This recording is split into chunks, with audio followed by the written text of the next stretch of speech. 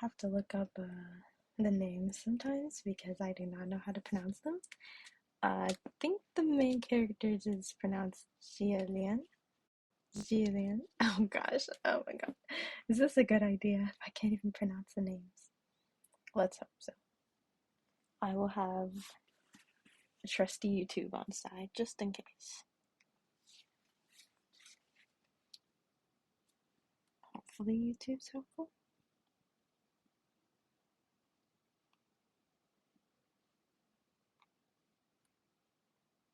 But if I can't pronounce them right, I'm sorry for anyone who's listening to this.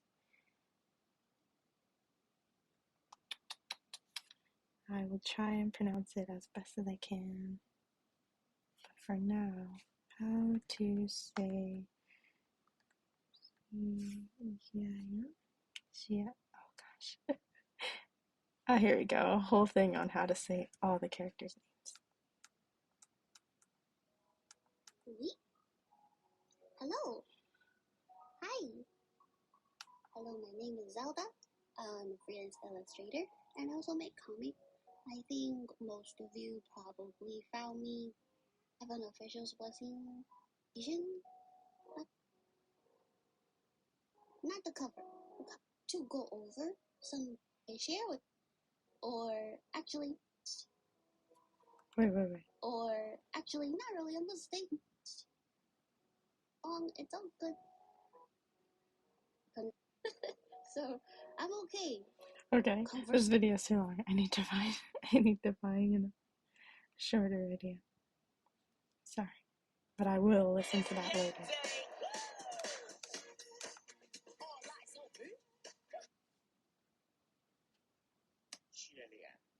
Jialian.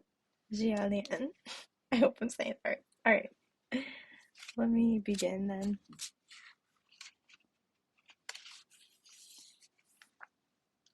Oh wait, let me also.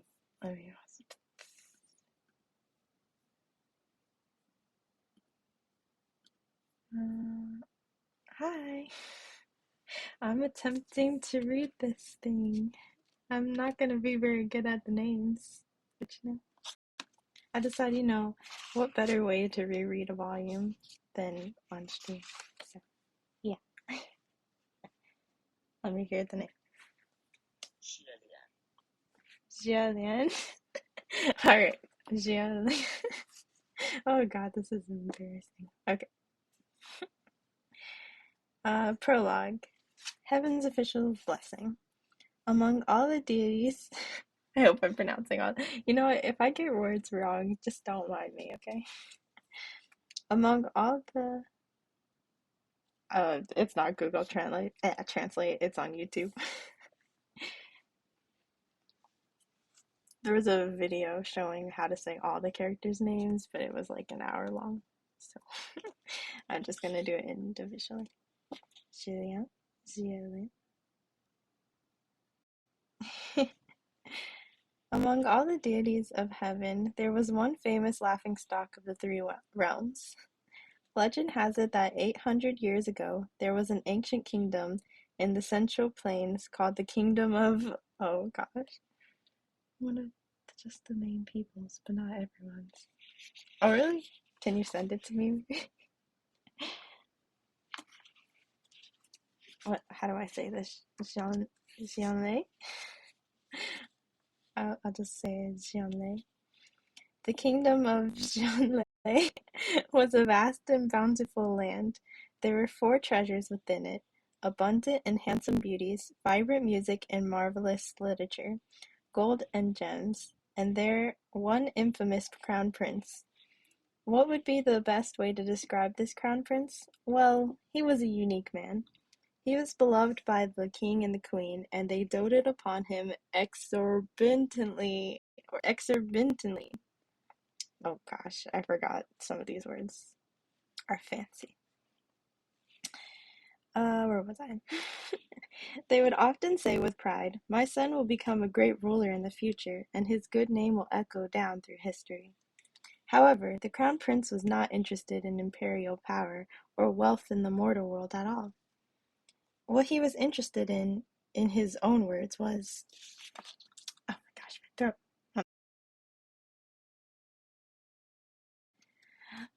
Okay.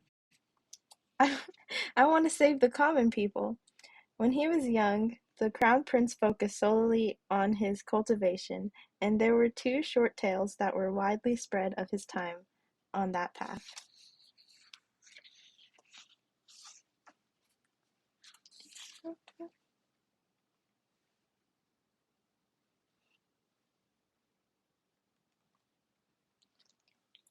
Okay, sorry. The first the first tale took place when he was 17 years old. That year, a grand sh- Shangyuan heavenly ceremonial procession, oh gosh, took place in the kingdom of Jianlei. Although the custom of conducting these divine ceremonies has been out of fashion for centuries, it is still possible to deduce what a grand jubilant occasion it must have been from remnants of ancient books and oral tradition. The wondrous oh, I can't with these words. Okay. The wondrous Shangyuan festival upon the grand avenue of divine might. Seas of people gathered on either side of the grand street. What royals and nobles with royals and nobles talking and laughing in merriment atop the high platforms. The glorious royal warriors bedecked in armor opened the paths, while maidens danced elegantly, their fair hands scattering flowers. Oh, now that we're on the same volume. Oh yeah. Oh, you finished volume 2? How'd you like it? It's good. I haven't even started 3, even though I said I would. Almost? I, I won't say anything then. Where was I?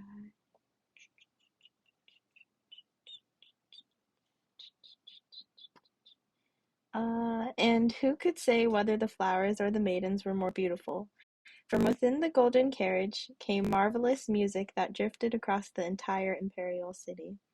And at the rear of the procession was a grand stage, pulled by 16 white horses in golden bridles. I got the part about me running off. Oh, I remember that part. It was nice, going into the past. Usually I don't like flashbacks when they're like super long, but I was enjoying that one.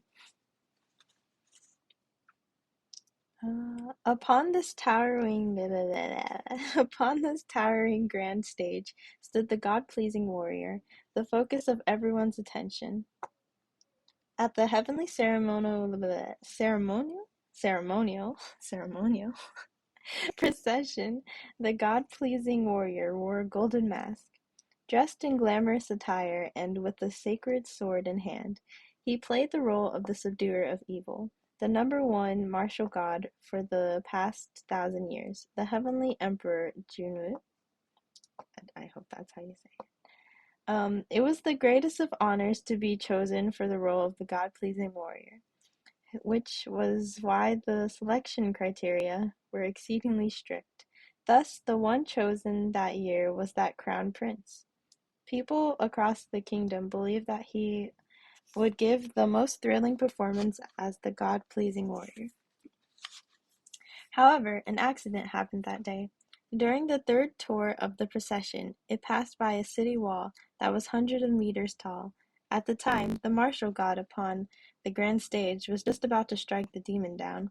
It was the climax of the performance, with people on both sides of the street at the height of excitement.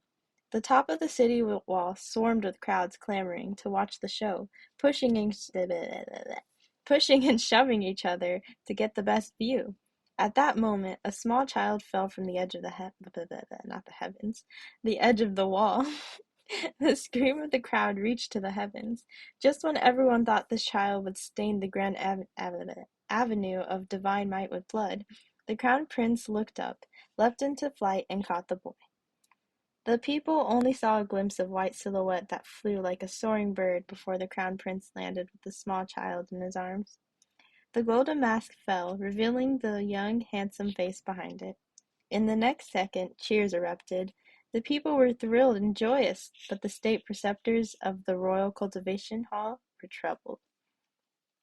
They had never imagined such a huge mishap would occur. This was ominous, ominous luck, the gravest of misfortunes. Sorry, I'm reading this very dramatically. Every trip the grand stage made around the imperial capital symbolized 1 year of peace and harmony within the kingdom. Now that it was cut short, did that not mean the invitation of disaster? The state preceptors were so distraught, they were losing hair as fast as the rain fell. After much contemplation, they called the crown prince over to speak to him. In the softest manner possible, they requested, "Your Highness, might you be willing to face the wall in reflection for a month? It does not really need to be a month, as long as the intention is there." The crown prince smiled. "No." This was what he said. "There is nothing wrong with saving people. Why would the heavens condemn me for doing the right thing?" But what if the heavens do condemn you? Then it is the heavens who are wrong. Why would I apologize to those who are wrong? The state preceptors could not argue. This crown prince was such a person. He had never encountered anything he could not do, nor had he ever met anyone who did not love him. He was the justice of the mortal realm, the center of the world. Although the state preceptors were frustrated. What do you know? It was not their place to say much, and they did not dare say more on the subject either. His Highness would not have listened anyway. The second tale takes place in the same year, when the Crown Prince was 17. Legends has it that south of the Yellow River there was a bridge called oh no called my throat. My throat doesn't agree either. Union? Union? Okay. Upon this bridge was a ghost that had been lingering for years. The ghost was exceedingly fearsome. It was clad in black armor. The flames of hell blazed beneath its feet, and its body was covered in blood and pierced by all manner of sharp weapons. Every step it took, it left behind a footprint of blood and fire. Every few years, I cannot speak. Okay. It would suddenly appear at night and wander back and forth at the head of the bridge, blocking travelers to ask them 3 questions. What is this place? Who am I? What is it to be done? The ghost would then devour whoever answered incorrectly. However, no one knew what the correct answers were. As the years went by, this ghost devoured countless travelers. During his ascetic, travel.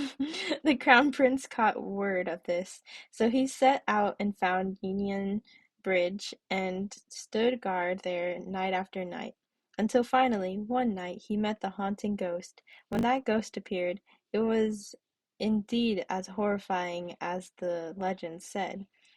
It asked the crown prince the first question, and he answered with a smile. "This place is the human world." However, the ghost replied, "This place is the abyss." An auspicious start. The first answer was already incorrect. Well, all 3 answers are going to be wrong anyway. Okay, thanks for dropping by. Oh, but the ghost was terrible. Wrong anyway. The crown prince thought, so why should I wait till you're done? And so he pulled out his weapon and lunged. The fight was complete chaos. The crown prince was skilled in martial arts, but the ghost was terrifying and dauntless. Man and ghost fought so hard that the sun and moon began to topple. In the end, the ghost was finally defeated. After the ghost vanished, the crown prince planted a flowering tree at the head of the bridge. As he did so, a cultivator passed by and happened to see him sprinkle a handful of dirt to consecrate the grave and send the ghost off. This, yep. Okay. "What is this?" he asked, and thus the Crown Prince replied with his now famous line, "Body in the abyss." Oh God, I messed that up so bad. What did I say? Okay, let me try that again. Body in the abyss, heart in paradise. Uh, when the cultivator heard this, he gave a light smile. He then transformed into a divine warrior clad in white armor, with auspicious clouds beneath his feet. Then he drew in the wind and rode off in holy light. Only then did the crown prince realize that he had just encountered the heavenly emperor, who had personally descended to the mortal realm to subdue evil. The deities had already taken notice of this exceedingly outstanding, God-pleasing warrior since his time in the Shangyuan, I think that's how you say it, heavenly ceremonial procession. After the meeting at Yinyan Bridge, they asked the heavenly emperor, "How does my lord find his royal highness?" The emperor answered, "This child's future is infinite." That night, a celestial phenomenon manifested in the skies above the palace, and storms raged. Amidst the flashes of lightning and the roars of thunder, the crown prince ascended. Whenever a mortal ascended, the heavenly realm always shook. When the crown prince ascended, the entire heavenly realm quaked outright, with three times the normal tremors. Achieving fruitful cultivation was always far too difficult. It required talent, training, and luck. It was often a long road of 100 years for a god to be born. It was not that there was no fortunate souls who became deities at a young age. However, the majority who tried exhausted their entire lives, trained for 100 years, and still had no heavenly tribulations dawn upon them. Even if they did come to face a heavenly tribulation, should they fail the trial, they would die, or be ruined if they managed to survive.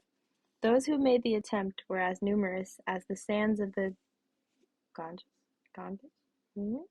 But most were simply ignorant mortals who would spend their entire lives as nothing more than ordinary, never finding their own paths. Yet this royal highness was no doubt the darling of the heavens. Whatever he wanted, he received. Whatever he wanted to do, he succeeded. Uh, he wanted to ascend and become a god. So at the age of 17, he did just that. He had always led the hearts of the people, and the king and the queen loved. Yeah, did I read that right? And the king and the not and the queen. And the king and queen loved and missed him dearly. So to honor their son, the king ordered great temples and shrines to be built across the land, for statues of the crown prince to be erected and worshipped by all. The more believers they were amassed, the more temples were constructed. That meant the crown prince's life would be more prolonged and his spiritual powers would grow more powerful. Thus, in a few short years, the Jianlei palace of the crown prince became incomparably glorious, and for a time its prosperity and splendor reached its peak, until 3 years later when Xianlei fell into chaos. The cause of the chaos was tyranny, with rebels rising in revolt. However, while the flames of war were set ablaze all over the mortal world, the deities of the heavenly realm could not easily intervene. Their concerns were ghosts, monsters, and demons that encroached on the borders, and whatever fell outside of those perimeters had to be left to its own devices. Think about it. Conflicts were everywhere in the mortal realm, and everyone believed they were justified. So if any god were to stick a foot in, today you would back your former kingdom, tomorrow another would avenge his descendants. Thus, would there not be gods who wanted to fight each other all the time, who would fall into a life of disgrace? That was why the crown prince needed to keep his distance, but he did not care for the reasoning in the least. He said to the heavenly emperor, "I will save the common people." The heavenly emperor possessed 1,000 years of divine power, but he even did not dare let those words hang off his lips. When he heard this, it was easy to imagine how he felt, yet he could not do anything to stop the crown prince. So he said, "You cannot save everyone. I can, the Crown Prince declared. Thus he descended to the mortal realm without looking back. Naturally, the whole nation of Jinlei, I forgot how to pronounce it, Jinlei, rejoiced. However, ever since ancient times, there had been one truth the people always spoke of in the human world. There would never be a good outcome when gods descended to the mortal realm without permission. And so, not only were the flames of war not extinguished, they blazed even wilder. It was not to say that the Crown Prince did not try, but it would have been better had he not intervened at all. The harder he worked, the more of a mess the war became. The people of Jianlei were devastatingly battered and crushed, the wounded and casualties innumerably, and in the end, a plague swept through the entire imperial capital, and the rebel army broke through to the palace and ended the war. If it was said that I cannot speak, Jinlei was originally hanging on by a thread, then the crown prince came and cut it directly. After the kingdom fell, the people finally came to realize one thing. The crown prince they worshipped as a god was never perfect or strong, never as perfect or strong as they imagined. To speak harshly, was he not just useless trash who could not do anything right? Without anywhere to vent the anguish and pain of losing their homes and families, the battered people furiously poured into the palaces of the crown prince, toppled his divine statues, and burned down the divine temples. 8,000 temples burned for 7 days and 7 nights, burned until there was nothing left. From that moment on, the martial god who protected peace and safety vanished, and a god of misfortune who brought disasters was born. When the people call you a god, you are a god. If they call you poop, you are poop. You are whatever they say you are. It had always been thus. The crown prince could absolutely not accept this reality, and he had an even harder time accepting the punishment he received for his transgressions banishment. His spiritual powers were sealed, and he was knocked back down to the mortal realm. He'd grown up endlessly and endlessly coddled and pampered. He had never tasted the suffering of the human world before, yet this punishment hurled him from the clouds down into the mud, and in this mud, for the first time, he understood the taste of hunger, poverty, and filth. This was also the first time that he did things he never thought he would do willingly. He stole, he robbed, he cursed loudly, and he gave up on himself. He lost all dignity, no self-esteem remained, and he was as unkept as one could be. Even his most loyal servants could not accept this change in him and chose to leave. Body in the abyss, heart in the paradise. Heart in paradise. This phrase had been engraved on stone monuments and plaques everywhere in Jilin. If not for the war that had burned almost all the kingdom to the ground, if the crown prince were to see the remnants of those words, he would probably be the first to rush to destroy what was left. The person who had said those words had personally proven that out, that when the body was in the abyss, the heart could not be in paradise. One second.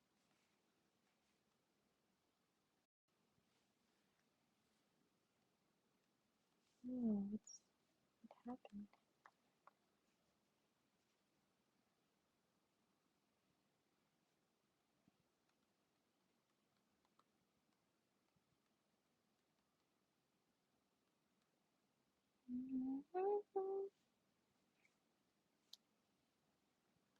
Sorry.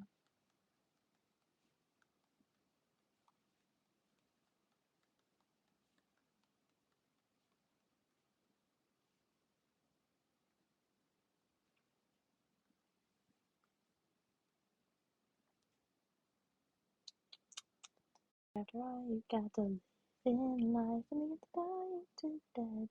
Instead of living life. Okay, where were we?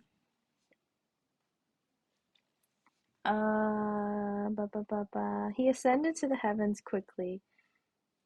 Hi, Abby. He ascended to the heavens quickly, but his fall from grace was even faster. The awe-inspiring impression at the Grand Avenue of divine might, the evil he met at Yinyan Bridge, it all seemed as if it were only yesterday, and the heavenly realm merely sighed for a while before letting go of what was past. Until one day, many years later, a huge rumble thundered from the sky. This royal highness ascended for the second time. Throughout history, heavenly officials who were banished either never regained their glory or fell into the ghost realm. It was rare to turn over a new leaf after banishment. This second accession was truly grand and spectacular. What was even more spectacular was that word. It's hard for me to say. Um, was that after he ascended, he charged all the way into the heavenly realm and rampaged in full fury. Thus, he had only been ascended for the span of one incest time before he was knocked back down again.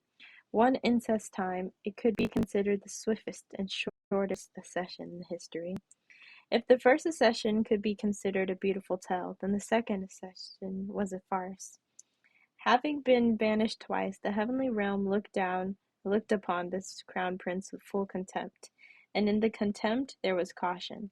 After all, he was already threatening and on edge after the first banishment. Now that he had been banished twice, would he not go berserk and take his revenge on the world? Yet, who knew? After being banished this time, he did not go berserk and even adjusted earnestly to the to the banished life. There were no issues at all, and the only problem was that maybe he was taking things a little too seriously. Sometimes he would busk at the end of the street, expertly playing an instrument and singing any songs, and even shattering boulders on his chest, as part of his act. While there had long been word that His Royal Highness could sing and dance and was a master of many talents, it was unbelievable to witness all his talents in such a fashion, truly inspiring complicated feelings in anyone who saw. Sometimes he would diligently and humbly collect scraps. The deities were shocked to their cores. It was unthinkable that things would reach this point, where now if one was to say, "The son you gave birth to is the crown prince of Jinle," it would be a curse more malicious than "May you die without sons." He was once the noble and gracious crown prince, a heavenly official who was part of the divine ranks.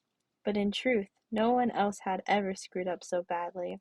And so this was the story of the man who was known as the laughing stock of the three realms. After laughing, those who were more sentimental might also sigh.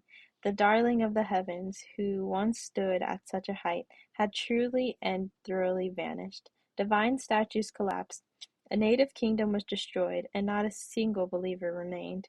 Gradually he was forgotten by the world. Thus no one knew where he had drifted afterward. It was already a great shame to be banished once. No one would be able to get back up after being banished twice. Many more years passed. Suddenly one day there was another huge rumble in the sky. The heavens fell and the earth cracked, the ground trembled and the mountains shook. The lanterns of everlasting light shuddered, the firelights danced in fury. Fear? Yeah. And all the heavenly officials inside their golden palaces jolted awake, every one of them running out to ask each other, "Which new dignitary has ascended? Such a grandiose entrance!" Yet who knew? They had exclaimed in wonder the first the first second, but in the next all the deities of heaven were thunderstruck. "Weren't you done? The infamous weirdo, the laughing stock of the three realms, the legendary royal highness, the crown prince, he, he, he ascended again." Oh, thank you. And that was the prologue. Now for chapter 1. Thank you, Abby. Uh, this. Oh yeah. Well, I don't need to introduce the book. It's right here. Heaven's Official Blessing. It's really good.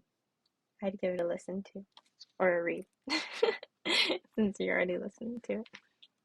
And the anime is good too. Anime. Well, actually, it's a dongua, right? If that's how you pronounce it. Anyway, Chapter 1, The Scrap Immortal, third time entering the heavenly capital. Congratulations, Your Highness. Hearing this, Gillian, I think that's how you pronounced it, looked up and he smiled before saying anything. Thank you, but can I ask what you're congratulating me for? Oh God, no, not more names. Okay. Let me see how to say this one. Just give me a second.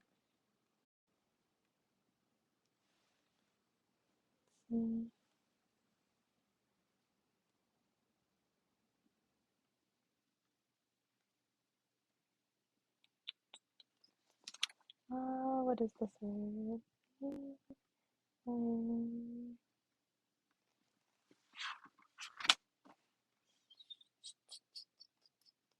Maybe I will use Google Translate. You know what? I will.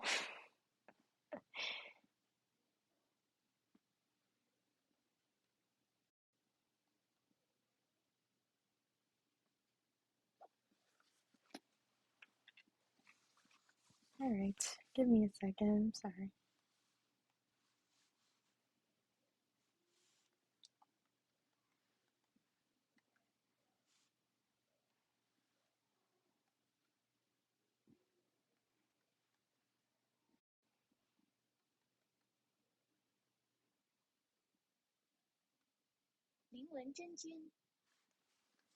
Lingwen Zhenjing. All right. Lingwen Zhenjing stood tall with her hands folded behind her back. Congratulations, you have won first place on the chart of heavenly official most hope to be banished down to the mortal realm of this calendar cycle. Well, no matter what, first place is first place, Jillian, oh God, Jillian said. But since you're congratulating me, is there anything that's actually worth being happy about? Yes, Ingwen um, replied.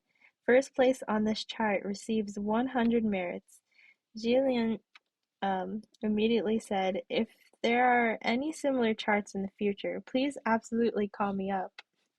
Do you know who second place is? Lingwen asked. Jillian pondered for a moment, then replied, that's too hard to guess.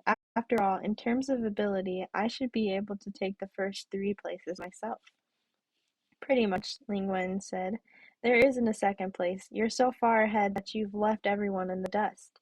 That's too great of an honor, Jillian replied. Then who was first place for the previous calendar cycle? There is no previous winner, Lingwen said, because this chart was first established today. Huh? Jillian, I can't. Okay, it's fine. Jillian was taken aback. You don't mean to say that this was a chart set up just for me? Link Wen replied, you can think of it as you just so happened to make it in time and just so happened to steal first place. Jillian grinned, his eyes squinting into crescents. All right, I'll be happier if I think of it that way. Do you know why you got first place? Ling Wen continued. By popular demand? Jillian guessed. Let me explain the reason to you, Ling Wen said. Please look at the bell. I hope, you know what, let me hear his name one more time. I hope I'm saying it right. Ling Wen's right, but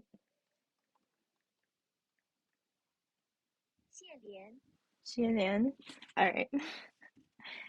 Um, Jillian. Let me explain the reason to you. Lingwen said, please look at that bell. Jillian turned his head to gaze toward where she pointed, and what he saw was an extremely beautiful sight. There were grand palace temples made of white jade, abundant towers, pavilions, and gazebos, with heavenly clouds lingering about as streams flowed and birds danced. He took a good look for a while, then asked, did you perhaps point in the wrong direction? There's no bell anywhere. I didn't, Linguin said. It's right there, don't you see it? Jillian looked again seriously, then answered honestly, I don't. Linguin replied, it's all right if you don't. There used to be a bell there, but when you ascended it fell because of the tremors. That bell is older than you, but it has a spirited character and enjoys a good spectacle. Whenever someone ascends, it tolls a few times in applause. When you ascended, the tremors were so strong that the bell tolled like mad and couldn't stop at all. In the end, it shook itself off the bell tower before it finally ceased, and when it fell, it crashed down onto one of the heavenly officials passing by. Is everything better now? Jillian inquired. Not yet. It's still under repairs, Lingwen replied. I meant that heavenly official who was hurt, Jillian clarified. The one it hit was a martial god, Lingwen said. A flick of his hand and the bell was chopped in two right then and there. Now, please look over at the Golden Palace. Do you see it? Again, Jillian looked to where she was pointing and saw amidst the haze of clouds that were resplendent golden glazed roof. All this time I see it. It's not right if you see it, Lingwen said. There wasn't anything there before. When you ascended, the golden pillars of the golden palaces of a number of heavenly officials collapsed from the tremors, and their glazed roof tiles shattered. There are some that won't be so easily fixed, so the heavenly officials could only put together some last-minute palaces to make do for the time being. And I'm the one responsible? You're the one responsible. Hmm. Zillian acts to confirm. So I've offended many heavenly officials since the moment I arrived. If you can make amends, maybe not, Lingwen said. How do I make amends? Easy, with 8,880,000 merits. Jillian grinned again. Lingwen added, Of course, I know you don't have even a tenth of that amount. Jillian replied earnestly, How do I say this? Even though I'm very sorry, if you want just 10,000 of that amount, I don't have it. The faith of mortal believers was converted into the spiritual power of heavenly official. Every stick of incense they lit and every offering they gave were thus called merits. Zillion, did I? Zillion, that was how you pronounced it, right?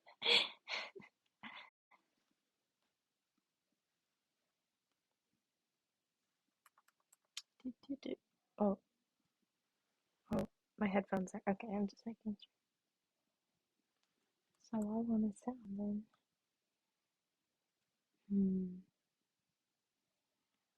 Turn Bluetooth. I think I broke Google. I think I broke Google. I can't say Google either. I think I broke Google Translate.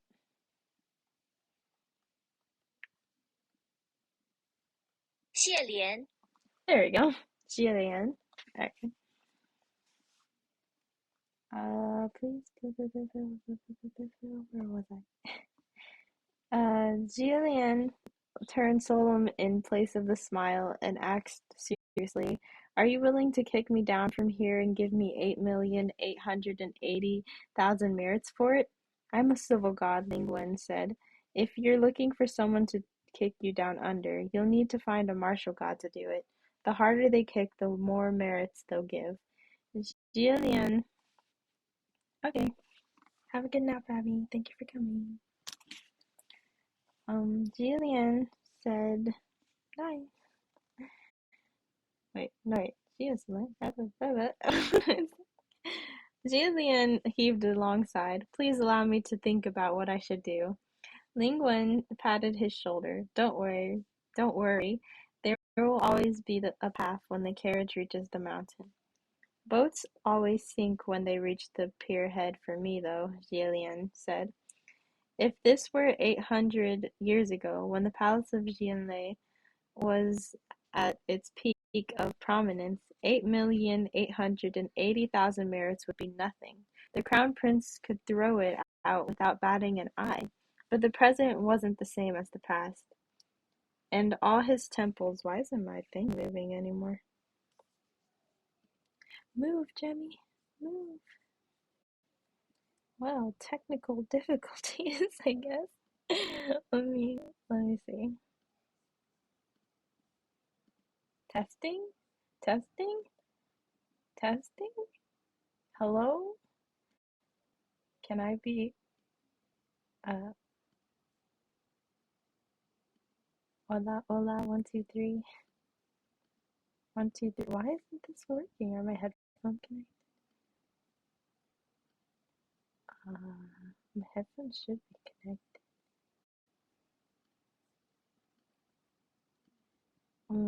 I guess I'll use this microphone. Alright. Where was I? Don't worry, there will always be a path when the carriage reaches. Okay, just making sure. Okay.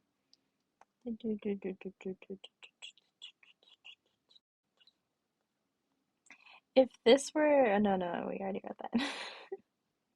But the present wasn't the same as the past, and all his temples in the mortal realm had long since been burned to the ground. He had no believers, no incense, and no offerings. There was no need to say more on the subject. Either way, he had nothing, nothing, absolutely nothing. He crouched by himself on the side of the main street of the heavenly capital, feeling distraught for a while before suddenly remembering. He descended for almost 3 days now, but he still hadn't entered the communication array of the upper court. He'd forgotten to ask what the verbal password was.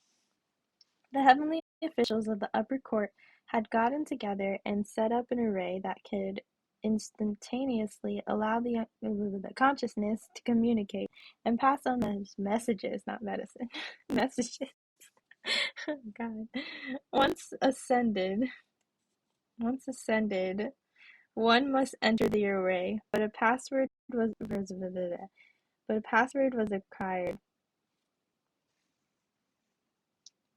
It's required. Right? Yeah, required. Oh no, I lost where I was. Required for the consciousness to find the designated channel.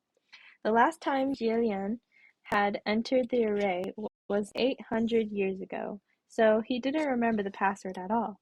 He let his consciousness scatter to search and saw a channel that seemed to be what he was looking for, so he went in randomly. The moment he entered, he was blasted by an outpouring of crazed yelling from all directions. Place your bets and no takebacks. Let's wager on how long our Royal Highness the Crown Prince can last before going down again. I bet 1 year. 1 year is too long. Last time it was only one incense time. It'll be 3 days this time, I think. I put my merits down on 3 days. 3 days! Don't, you dimwit. 3 days is almost over already. Do you even know how to gamble? Jillian silently exited the array. He'd entered the wrong one. That couldn't be it. The heavenly officials of the upper court of heaven were all bigwigs, um, who who guarded over a given region. I cannot read. What? Oh my God, my thing messed up again, didn't it? Well, what happened this time? It keeps switching. I don't know what it's trying to do. Okay. Okay. I think we're good. Uh, where was I? Bigwigs, who guarded over a given region.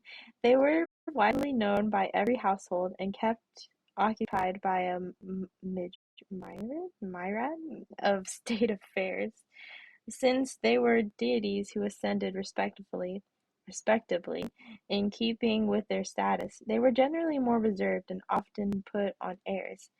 Jillian himself had been the only one who dragged out every single heavenly official inside the communication array to greet them out of excitement the first time he ascended, incomparably earnest and exceedingly thorough in introducing himself from head to toe.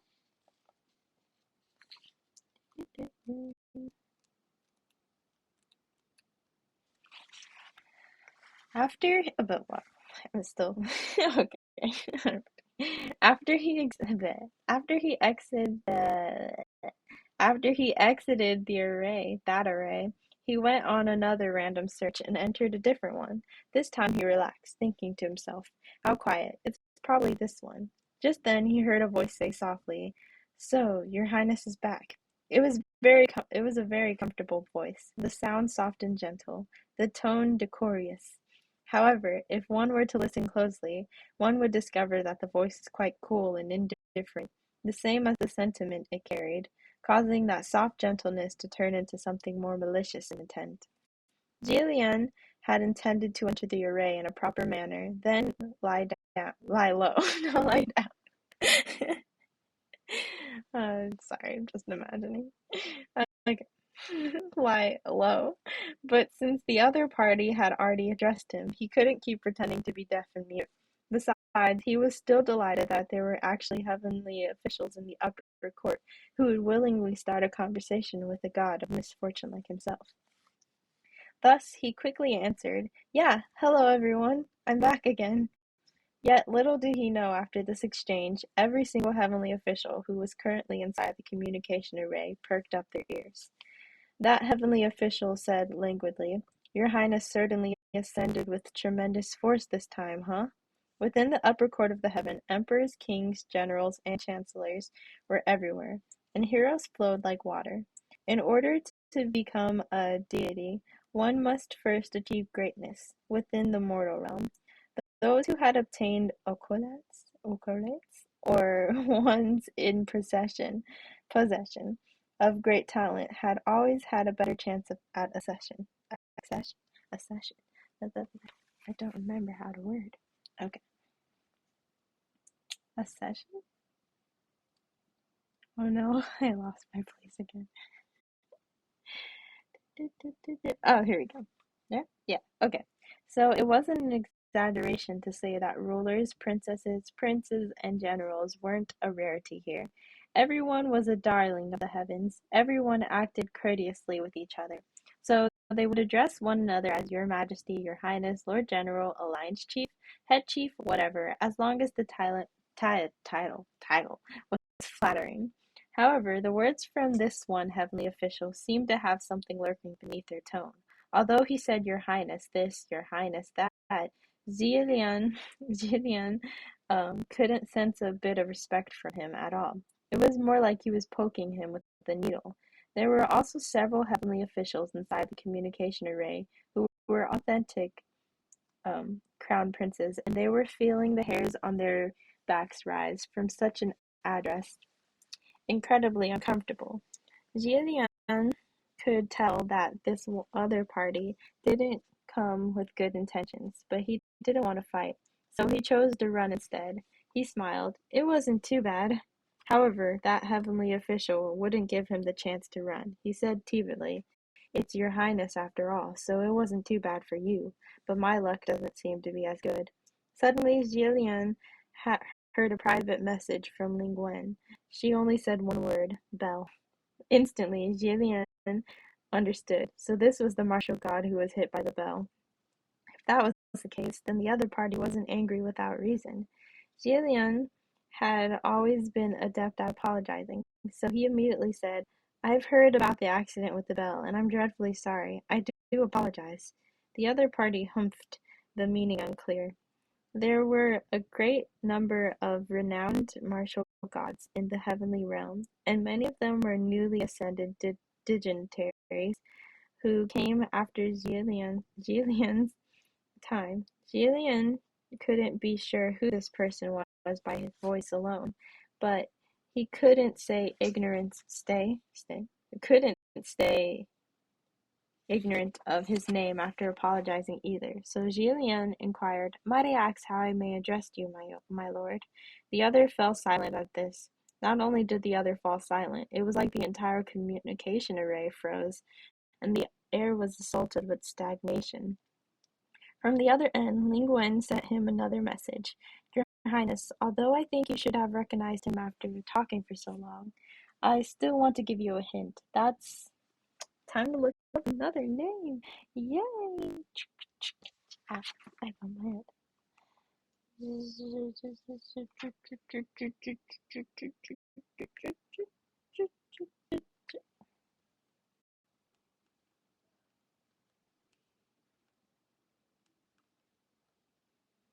I gotta reload again.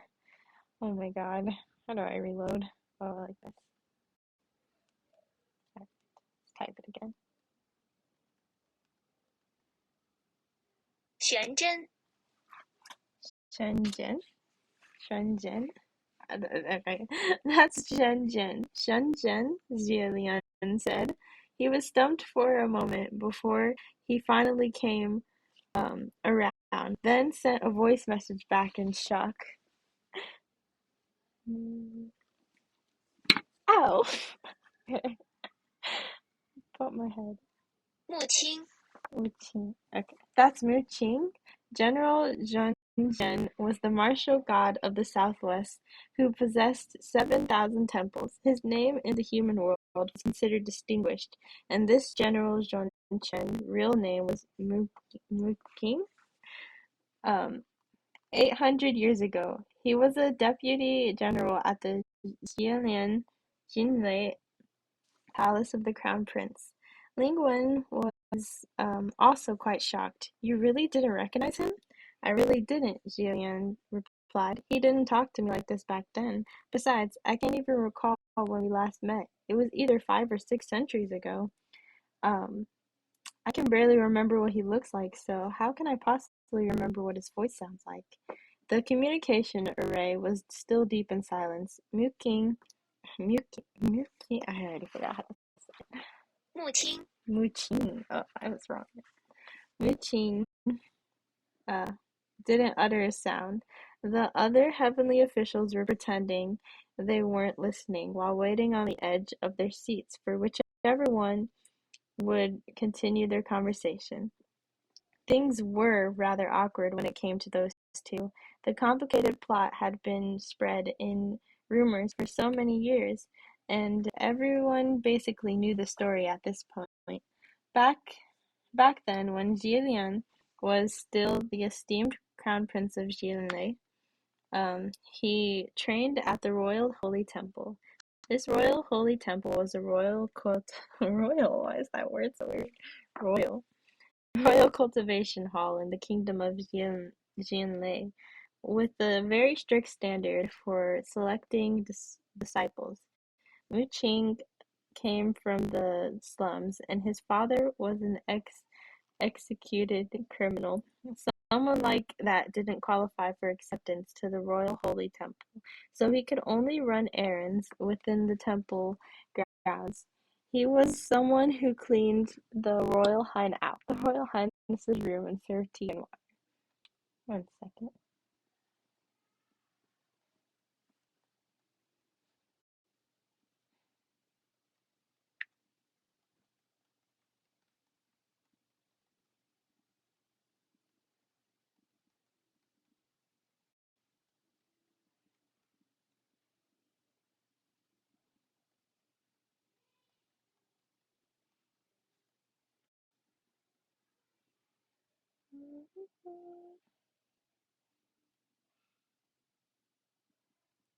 Sorry, just 1 second.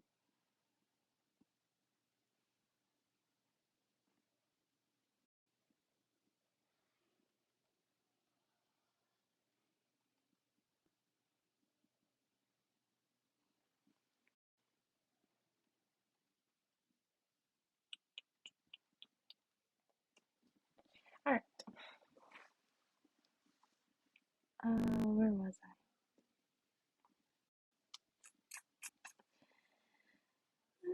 Within the temple grounds, he was someone who cleaned the Royal Highness's room and served tea and water. Jillian saw how hard he was working, so he requested that the state preceptors make an exception and accept Mu Qing as a disciple. It was only by the golden mouth of the Royal Highness that Mu Qing could enter the temple to cultivate and be trained alongside the crown prince. Then, after ascension, I hope I'm saying that right, Zilian appointed him his general and took him along to the heavenly capital. However, when the kingdom of Jianlei fell and Jilian was banished to the mortal world, Mu Qing didn't follow him. Not only did he not follow, he never even spoke a word of Jilian's favor. Either way, the crown prince was gone, so he was free. He found a cave on a piece of auspicious land and trained arduously, I don't know how to say this word. And not a few years later, he passed a heavenly tribulation and ascended to heaven himself. In the past, one was in the heavens and one on earth. Now there was still one in the heavens and one on earth. It was simply that their positions had switched completely, that's all. On this end, Ling Wen said, "He's very upset." "I figured as much," Jillian said. "I'll go start another topic of conversation." "You'd best take the chance to leave," Ling Wen suggested. "No, it's okay," Jillian replied. "It's fine as long as we pretend nothing's happened." "Are you sure?" Ling Wen said. I feel awkward just watching you two." "It's not that bad," Jillian replied. For someone like Jillian, everything besides death really was okay. He didn't have a lot, and certainly not shame. He had done much, much more awkward things, so he genuinely felt that this was okay. Yet who knew that okay wasn't a word to be uttered lightly? He had only just said, "It's okay," when a voice roared angrily, "Who knocked down my golden palace? Show yourself!" This angry roar was going to make the heads of all the gods explode. While they were already filled to the brim with surging complaints still, each of them held their breaths, waiting soundlessly to hear how Jillian was going to answer this accusatory cry. Yet, unexpectedly, things only got more exciting. Before Jillian had opened his mouth, Mooching spoke up first, or rather, he only snorted, "Heh." I'm sorry. Wait. Heh. That phasing. Yeah. Anyway, where was I? The newcomer spat coldly. "You knocked it down. Good. Just you wait." Mooching replied, coolly. "I didn't say it was me. Don't make false accusations." Mooching, oh no, I read that part. The other said angrily, "Then what are you laughing about? Are you out of your mind?" "No reason. You just sound funny, that's all," Mooching said. The one who knocked down your golden palace is in the communication array right now. Go interrogate him yourself." With things reaching this point, Jillian was too embarrassed to run away just like that. He cleared his throat. "It was me. I'm sorry. I'm sorry." And the moment he spoke, the one who came after also fell silent. Next to his ear, Ling Wen messaged him again. "Your Highness, that's..." Let us look again at the names. I'm pretty sure I can pronounce this one. Let's see. Let's reload just in case too. Uh, do do do do do do. None. None. None. No, I need to hear it again. Nanyang. Oh, that was what it is. Okay. Um, Your Highness. Where is that? Your Highness. Your Highness. That's Nanyang. "This one I know," Xielian said, "but it seems he doesn't recognize me." "He does," Ling Wen confirmed. "It's just that he spends most of his time roaming the mortal realm and rarely comes back to the heavenly capital. He didn't know you had ascended again, that's all." Nine, nine young. Oh gosh. Oh gosh. I can't. I don't want to mess these up. Okay. Wait. Oh, I was like, I was going to. Let's see. How do I spell that? Nanyang Zhenjun. Uh, Nanyang Zhenjun was the martial god of the southeast. He possessed 8,000 temples and was incredibly loved by the people. His real name was... I think I've heard this one before. Never mind. Feng Jin. His real name was Feng Jin, and 800 years ago, he was the number one heavenly general of the Jinlei palace of the crown prince. Feng Jin was loyal to a fault, and he had been Jilian's imperial bodyguard since the crown prince was 14 years old. I almost said forgotten years old. He grew up with Jilian. They Jilian, Jilian, forgot how to pronounce it. They entered the heavens together, were banished together, and drifted together. Unfortunately, they couldn't endure all 800 years together. In the end, it was an unhappy separation as each went their own way, um, never to meet again. The master of foregone days, fallen so low as to be the laughing stock of the three realms, with neither offerings, temples, nor believers. All the while the two servants under him had both passed a heavenly tribulation, and became great martial gods themselves, who guarded their own domains. Under their circumstances, it was impossible for anyone not to think too much. If Jillian had to choose between, oh, I already forgot how to. Fengxin. Okay, Fengxin and Muqing, and say who made, sorry, who made him feel more awkward, he would answer, "They're both fine." But if bystanders had to choose whether they wanted to see Jillian brawl with Feng Jin and Muqing, then oh my god, my throat. Then that would depend on the individual's taste. After all three had sufficient reasons. One second. Sufficient.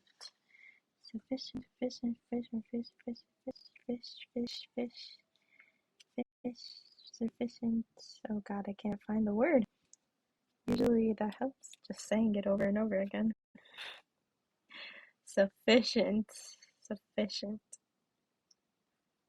All three had sufficient reasons to beat each other up, so it would be a hard pick. Which was why everyone was severely disappointed when Feng Xin did not respond for the longest time. He didn't say a single word, and instead went invisible, and so Jillian concluded the scene on his own, beating himself up voluntarily. I didn't think things would get this out of hand. It was intentional. It wasn't. It wasn't intentional. It wasn't intentional, I mean. And I do apologize to everyone for having caused trouble. Wu Qing replied sarcastically, "Oh, what a coincidence." Coincidence? Jillian also thought this was quite a coincidence. How did he so coincidentally hit Mu Qing and wreck Feng Jin's palace? From any bystander's perspective, this was practically intentional revenge, but the truth was thus. He was just the type who could pick up a single poisoned cup in 1,000 cups of wine. It wasn't like one could do anything about what others thought, so Jillian could only reply, "I will do my utmost to compensate everyone for their golden palaces and any other damages. I pray you will all give me a little time." It didn't take any brains to see how obvious it was that Muqing wanted to keep making snide remarks, but his golden palace didn't suffer any damage, and the bell that fell on him, was also chopped in two. If he continued to be so overbearing, it'd be unseemly for someone of his status. Thus, he also fell silent and went silent. And went invisible. When Jillian saw that the awful messes themselves were now gone, he quickly fled too. He was still pondering deeply and seriously on where he could go to get his hands on 8,880,000 merits. The next day, Ling Wen invited him to the palace of Ling Wen. Ling Wen was a heavenly official who managed the affairs of celestial personnel and controlled the smooth sailing and rapid career promotion of humans. The entire palace was stacked full of official documents and scrolls from the ground to the ceiling. Quite an astounding sight, enough to make one quake with fear. On the way over, every heavenly official who emerged from the palace of Ling Wen was holding stacks of documents that were taller than the average person. Their complexions were ghastly pale, looking either like they were breaking down or numb. After Jillian entered the great hall, Ling Wen turned around and got straight to the point. One second, I'll be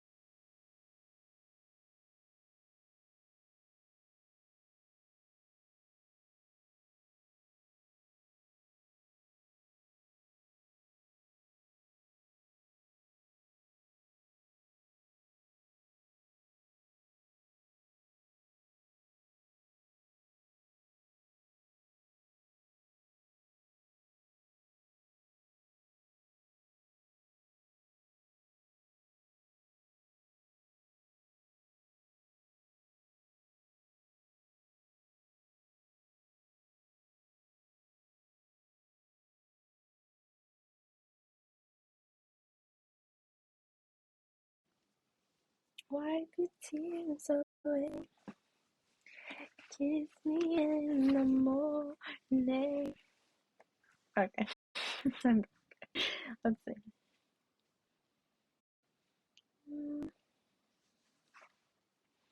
Also, I have a granola.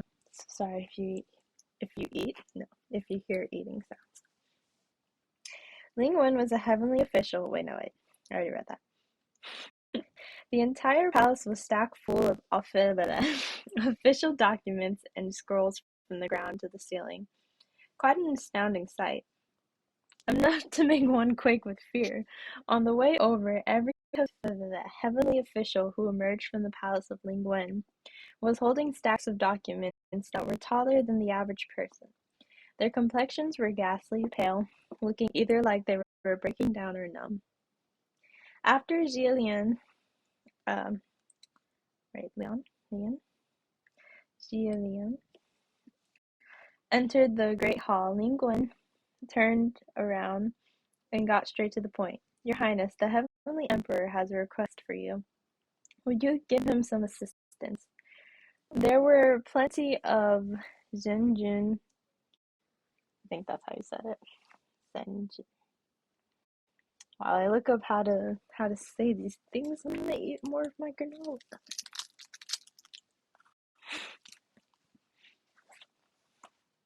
Hopefully you can't hear me chewing.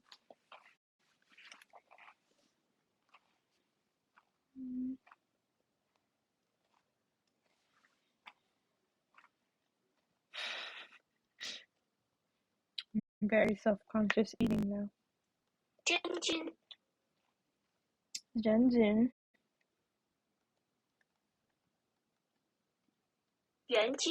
Yanjin. Okay. There were plenty of Zhenjun and Yunjin in the heavenly realm, but there was only one who could be addressed as emperor. If this lord wanted something done, he needed. Let me finish chewing this. He needed axe first, which is why Jillian was a little taken aback before he replied, "What is it?" Ling Wen handed him a scroll. Recently, there have been a large number of Grand Believers from the north making fragrant prayers, so I imagine things must not be peaceful there. The name Grand Believer usually referred to one of three types of people. The first type were the rich, those who paid for incense and religious services and built temples. The second type were missionaries, people who promoted the religion and gave sermons. The third type were believers who possessed absolute faith in both heart and body. Among the three, the first type dominated. The richer someone was, the more they feared and respected gods and ghosts, and there were as many rich people as there were fish in the sea. The third type was the least common, because if someone could genuinely reach that level, then their spiritual state must be exceptional, and they wouldn't be far from I can't speak. Ascension themselves. Ascensions? The ones spoken of here were obviously the first one.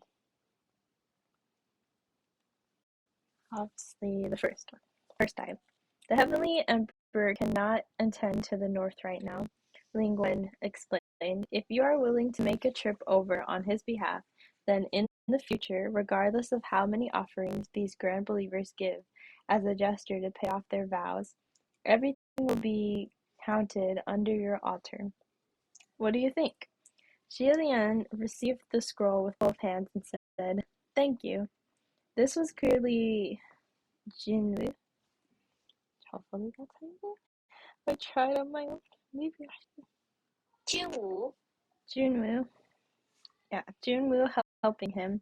But the Heavenly Emperor made it sound like he was asking Jillian for help. Of course, Jillian could tell, but he couldn't find the right words to express how he felt beside those things. Those two, I mean. Ling Wen replied, "I'm only responsible for getting things done. If you wish to say thanks, wait until the Heavenly Emperor returns and go thank him directly yourself. By the way, do you need me to lend you any spiritual devices?" "No," Jillian said. Even if you give me a spiritual device, I won't have any spiritual power once I go down, so I couldn't use it anyway. Having been banished twice, Jilian had lost all of his spiritual powers. Things were fine in the heavenly realm. The heavenly realm was the place where the divine places stood, and spiritual.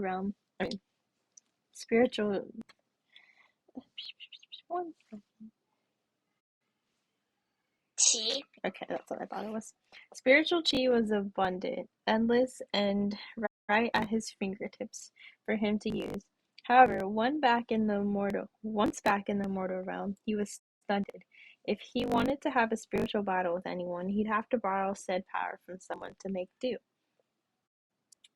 Quite the quite the inconvenience. Ling Wen pondered for a moment. Then it's best if we call a few martial officials over to lend you a hand. The martial gods that were currently in office either didn't know him or loathed him. Ji Lian knew that much, at least. Forget about that too. No one will come. Ling Wen had her own considerations, however. I'll give it a try. It wouldn't matter whether she tried or not, but Jillian neither agreed nor protested and let her go off to try on her own. Thus Ling Wen entered the communication array and clearly loudly asked, "Everyone, the Heavenly Emperor has an urgent matter in the north and is in dire need of capable hands. Is there any martial highness who can assign 2 martial officials from their palace?" Just as the words were spoken, Mu Qing's voice popped up airily. "I hear the Heavenly Emperor is not in the north at the moment, so this is probably a call for assistance from His Highness the Crown Prince, am I right?" Am I right? I don't know why I said it like that. Too much Muriel stuck in my head. Trash, am I right? Jillian thought to himself, "Are you just lurking inside the communication array at all times of the day?"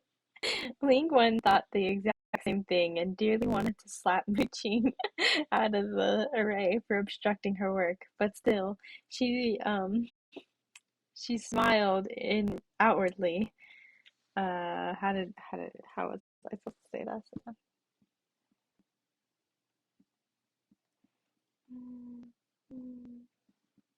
Xuanzhen. Shenzhen, how come I keep seeing you inside the array these days? Seems like you've got free time on your hands lately. Congratulations. Mu Qing replied coolly, "My hand is wounded. I'm currently nursing the injury." Every heavenly official thought to themselves, "That hand of yours can chop the mountains and slash the seas without breaking a sweat. What could splitting a bell do to you?" Ling Wen had wanted to wait until she had tricked 2 people into volunteering before saying anything at first. Yet not only did Mu Qing figure it out easily, he had to say it out loud too. Now there surely wouldn't be anyone available. As expected, not a single soul responded, but Jillian didn't think anything of it. He turned to her. "I told you no one would come. If how did I already forget? Xuanzhen. If Shenjin didn't um, say anything, I would have succeeded," Ling Wen said. Jillian chuckled. You worded it like a pipa player with half her face covered, and within the fog, the flower looks 3 times more beautiful. If other thoughts if other thought it was to do work for the emperor, of course they would have come. But if they came and discovered they'd be working with me, there would probably be a riot. And how could we cooperate under those conditions? Either way, I'm used to being alone. It's not like I lost any limbs during all these years, so we'll leave it as it is. Thanks for all the trouble. I'll be off now. Ling Wen was out of ideas too, so she cupped her hands in salute. All right, wishing everything goes smoothly for your highness down below. May heaven officials give their May heaven's officials give their blessings. No paths are bound, Jillian replied, waved his hands, and left in a dashing manner. 3 days later, the mortal realm in the north. There was a tea shop by the side of a major street. Its storefront wasn't big, a small operation, um, but what was good about it was the scenery. There were mountains and waters, people, and the city. It had it all, but not not much, but just right. If one was to have a chance meeting here in this landscape, it would definitely become a beautiful memory. The tea master inside the shop was extremely idle. When there weren't any customers, he'd bring a stool out to sit by the entrance to watch the mountains and the waters. The people in the city, quite jolly as he looked on. Today he saw a white-clad cultivator who had come down the road from a distance. The cultivator was travel-worn, as if he had walked for a long time. When the man came close, he brushed past the small shop at first, but suddenly he halted.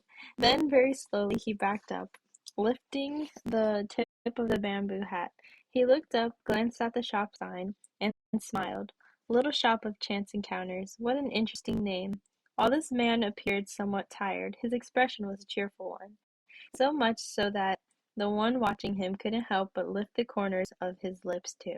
The man then asked, "Excuse me, is Mount Eugen, I hope that's how you say it, nearby?" The tea master pointed in a direction for him. "It is indeed around here." The man let out a sigh, managing not to let his entire soul out. While he was at it, he thought to himself, "I finally made it." This was indeed Julien.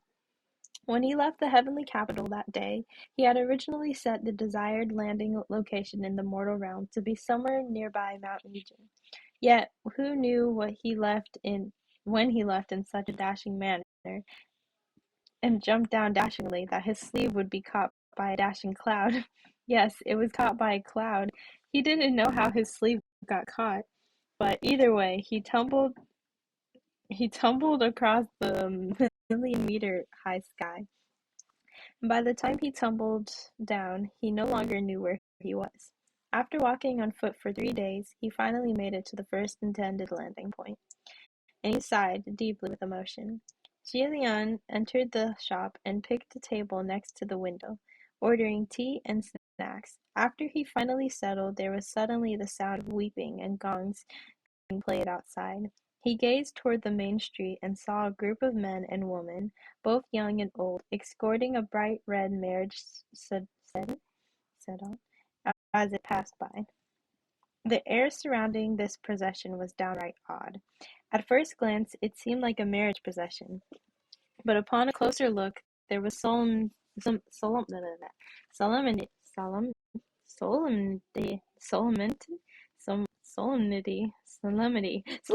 No, I don't. I think that's how you say it. Solemnity, grief, fury, and terror on those faces. My computer almost fell. The only emotion missing was joy. It didn't look like they were festive at all. Yet still they all wore red with flowers and made an ostentatious so show. Such such a scene truly was exceedingly peculiar. The tea master raised the copper teapot in his hand and high, and tipped it to pour tea. He also saw the scene play out, but he only shook his head before moving on. Julien watched as the bizarre procession disappeared into the distance, and he drew deep in thought for a moment. Just as he was about to take out the scroll Ling Gwen had given him to read over once more, he suddenly sensed something dazzling flit by. When he looked up, a silver butterfly flew past his eyes. That silver butterfly was glittering and translucent, and as it fluttered through the air, it left a sparkling bright trail in its wake. Julien, Julien, um, Julien reached out toward it in spite of himself. The silver butterfly was incredibly intelligent. Instead of being alarmed by the movement, it stopped on the tip of his finger. Its wings shimmered, beautiful and serene, and beneath the sunlight, it felt like the illusion of the dream. That rhymes, kind of. Not really. Well, it sounded like a rhyme. That would shatter with a single touch. A moment later it flew away. Julien waved at it as a farewell, and when he turned his head back around, there were two more people sitting at his table. There were four sides to this table, and those two each took a side, one left, one right. They were both young men of 18 or 19 years of age. The one on the left side was taller, with deep brows and a handsome feature, and his eyes carried a sort of unbridled wildness. The one on the right was extremely fair, elegant, and poised. His expression was a bit overly distant and cold, making him look as if he was extremely displeased. Actually, neither of them looked pleasant. Jillian blinked. "You two are—" The one on the left replied, Non Fung. That was his name, right? Non Fung. I don't know. I don't know anymore. 南风 Yeah, Non Fung. And the one on the right said, 不要 Fuya. I wasn't asking for your names, Xiaolian thought. Just then, Ling Wen suddenly transmitted a message. Your Highness, there are 2 junior martial officials from the middle court who have volunteered to go assist you. They've already descended to find you and should be there by now. This middle court was naturally the opposite of the upper court. The heavenly officials of the heavenly realm could be crassly divided into 2 groups, those who had ascended and those who hadn't. The upper court consisted consisted of heavenly officials who ascended on their own abilities. Hi, welcome back. Or you couldn't fall asleep. Own ability, only ability. I just came downstairs and saw the cutest thing. Oh, what was it? Was it an animal?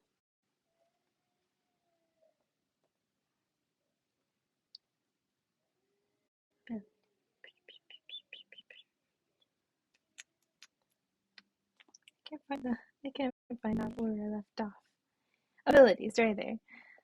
There were only about 100 of them in the entire. Oh, okay, I'll check it out. Entire heavenly realm, extremely eminent. As for the ones in the middle court, they were brought up as appointed generals. Alright, let me look.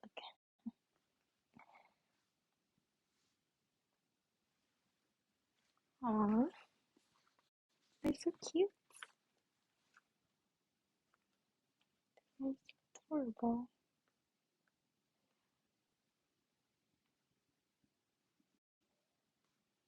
Little baby cats. The little kittens.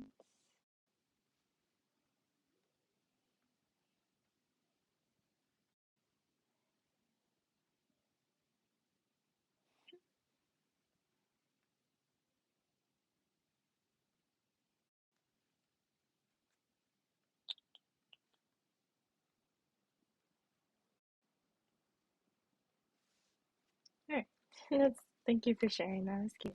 Adorable. Where was I? Strictly speaking, they should be addressed as, this is where it was, as they're really old, so sadly they are not as strong nowadays. I'm sorry to hear that. I'm sure they're having the time of their life still, you know, to the end. They'll enjoy it because I'm pretty sure you take good care of them. Pure heavenly officials, but when everyone addressed each other, they'd often take out pure in the name. One might ask, if there was an upper court and a middle court, was there a lower court? Lower court? No, actually there had been one when Jillian first ascended. At the time, the division was still upper court and lower court. Lower court. I can't say lower for some reason. However, later everyone discovered a problem. When one was introducing oneself, it sounded really bad to say, "I am blank from the lower court," with the word lower. It felt like one was lower compared to others. It must be known that there were generally geniuses and outstanding figures with impressive spiritual powers among them. And what they were missing was only that, excuse me, was only that one heavenly tribulation before they could become real heavenly officials, and who knew if that day would arrive soon. Thus it was proposed that one would be changed, and saying, "I am blank from the middle court," sounded so much better, even though they both meant the same thing. In any case, after it was changed, Jillian couldn't get used to it for the longest time. Jillian stared at these 2 junior martial art officials, each apparently appearing more upset than the other, not looking at all like they had come voluntarily.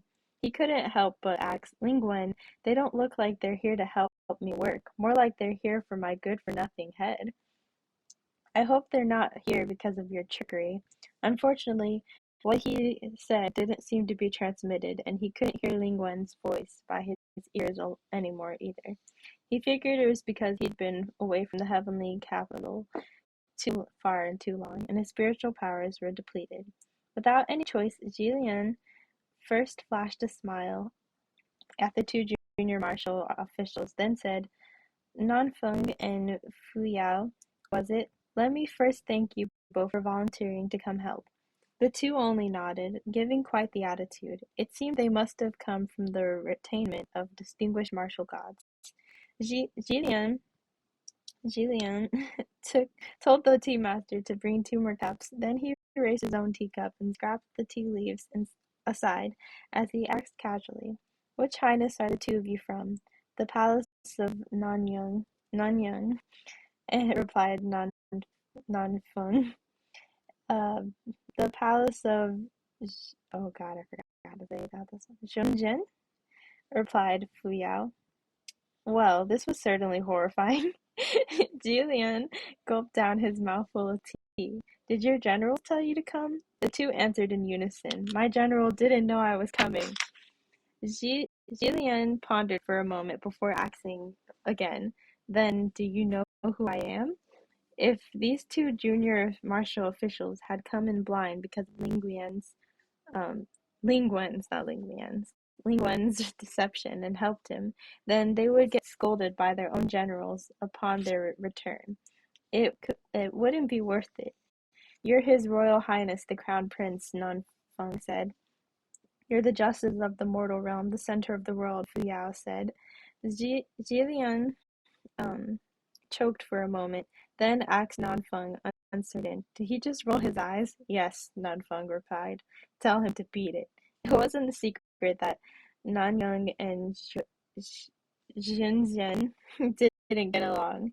When Jilian first heard of this, he wasn't surprised in the least, because uh, Feng Xin and Mu Qing hadn't shared any great friendship in the past.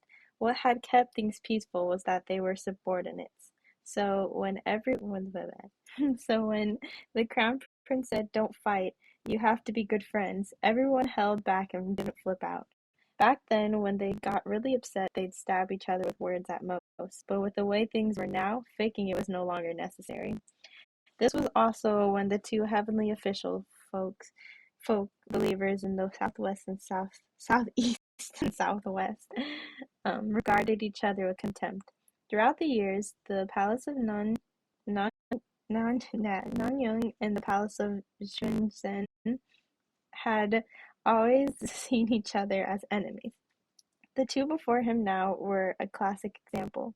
Fu Yao sneered. Ling Zhenjin said that all willing volunteers are welcome, so on what grounds are you telling me to scram? The word willing, uttered using that expression of his, really wasn't persuasive.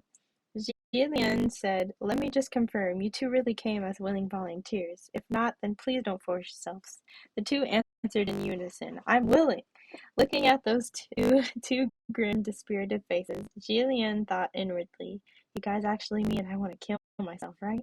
Well, in any case, Jillian continued, let's talk business first. I'm sure you both know what we're doing here in the north, right? So I'm not explaining it from the top. Nope, the two said in unison. Not having a choice, Jillian took out the scroll. Then I guess I'll start from the very beginning for you two. It was said that many years ago, at the foot of Mount Eugen, there was a couple about to get married. This couple was deeply in love. That groom waited for the marriage procession to arrive, but he waited for a long time, and still there was no sign of the bride. Anxious, the groom went to the bride's house, but his father and mother-in-law told him that the bride had long since set out. Both families reported this to the authorities, and they searched all over to no avail. If she was eaten by the beasts of the mountain, then at very least, there would be a leftover arm or leg. How could she just vanish into thin air? Thus, of course, there was suspicion that the bride wasn't willing to marry. So she colluded with the marriage procession and ran off. Yet who knew that many years later, when another couple was to marry, the same nightmare replayed. Once again, the bride was gone. However, this time there was something left behind on a small road. The search party found a foot that hadn't yet been fully eaten. And that was chapter 1, and where I will leave it for today, because the chapters are very long. Thank you for listening to me mess up on words, learn names and probably mess up on them too, and read chapters. It was fun and probably do this again. So, yeah. Thank you for watching and bye. See you next stream. Thank you. Thank you. This story is really good. I really recommend it. It's one of my favorites. I have 3 volumes right now. I'm on the third one, but I decided, why not reread the first one too? It's been a while. So yeah, bye bye. Have to go. I'd normally stay longer, probably play a game, but I gotta go. So bye bye.